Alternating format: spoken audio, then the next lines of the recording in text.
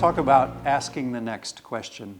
Seminarians come to us with all kinds of philosophical and theological questions.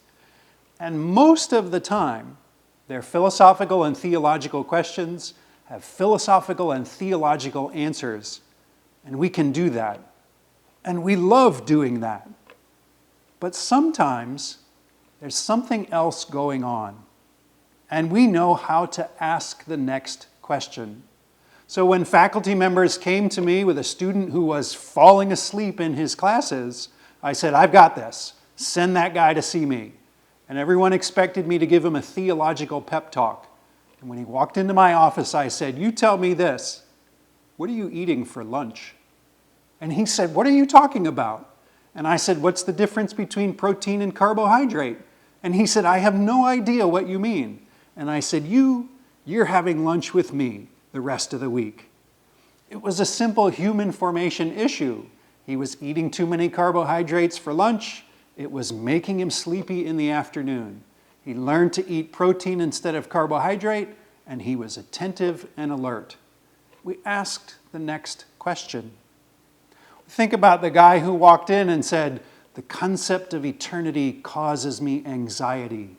How should I write my human formation goals to deal with this anxiety? Well, that wasn't really an anxiety question. I talked to him about his concept of eternity for a little while, and finally I looked at him and said, did you ever just experience a situation where time flew by? And he paused and said, yes. And I said, well, tell me about that time. And he started to describe it in very excited terms. And after I let him go on for a little while, I said, now, what happens to your anxiety when you talk about that? And he said, it's gone. I said, what if eternity was like that? And he said, I know how to write my human formation goals. We just had to ask the next question there. Or think about the guy who walked in and said, I'm experiencing scrupulosity. Do you have any advice for me?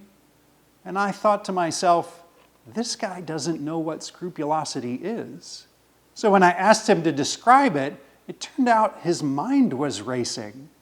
And then I asked him why his mind might be racing, and something came up about something that had happened in his family.